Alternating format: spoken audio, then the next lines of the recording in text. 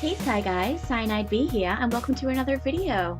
Today I'm going to be showing you how I set up my Python's tank.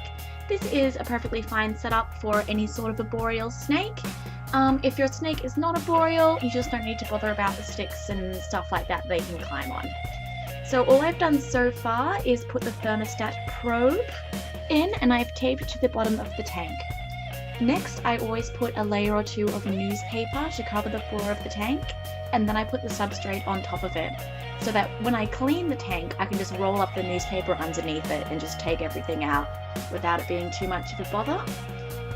Yeah, of course it's completely necessary to have a thermostat probe right under where the heat mat is. You can see the heat mat sticking out from underneath the tank, and you want to make sure the thermostat is basically where it's going to be hottest, so directly over where your heat mat is set up, if that's the heating system that you choose to use. So just make sure that the newspaper sits really flat. I folded it and taped it down a bit because when she was little she used to like to crawl underneath it and it would be really loud and wake me up and it was annoying. Next, I'm taking some aspen snake bedding that I just get from the pet shop and dumping in about half the bag because I think I went a little bit overzealous this time with substrate, but you know, why not? You can have a nice fun time. So I just dump in a whole bunch of it and then even it all out, pat it down, so everything's nice. It's really important to completely cover all edges of the newspaper as well, because snakes are curious and if they get underneath that it's going to be really, really annoying. So I'm just making sure it's all mostly even in most places. Having a little extra cushioning under where your hide or hides are going to sit is also good as well. It's good. I usually spray it down with a bit of water just so that it retains a bit of moisture, because when you first put it in it's a bit dry and a bit spiky and whatnot, and snakes need extra humidity. Well, mine does. Most snakes will need a bit of extra humidity, and this just sort of helps the aspen retain a bit of moisture. And also, it's easier to pat down and stuff when it's just a little bit moist. So after you've given it a spray, you can kind of pack it down a little bit more to make it more of a solid bed. So once you've done all of your bits and pieces electrically wise, like if you have heating systems in the tank, your thermostat, whatever, put the lights in the tank, once you've put it through the side there, which most tanks will have, please don't forget to close it, because I've done that several bloody times and she's almost escaped out of that hole.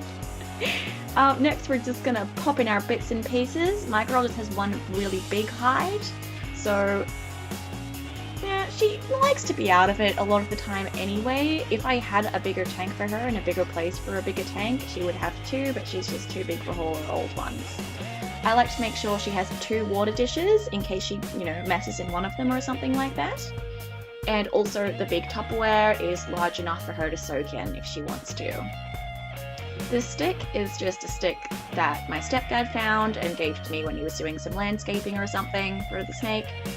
And now I'm installing her brand new hammock. So this is the first time I've set it up in the tank. Unfortunately, one of the suction cups did fall down the day after I installed it. So I now have a new system where I've set it up. Where basically I put the suction cups on the outside of the tank and trap the fabric in the roof of the tank so that it can't really go anywhere, and she absolutely loves it. It's actually designed for bearded dragons and lizards, but my friend used one with her snake and I said it looked mad and she sent me one from America. So I'm just pushing it to see if it can take her weight and to see if it's going to be comfortable. I think she just got a bit curious about it. Now, last but not least, you will need a snake for your setup. So as you can see, Medusa is loving it already. She loves her brand new hammock. Oh, time lapse of her entering the tank. Well, thank you for watching the video, Sci Guys. Don't forget to leave us a comment because we both rely on validation from strangers. Don't we, Medusa? Yes, we do. Bye, guys.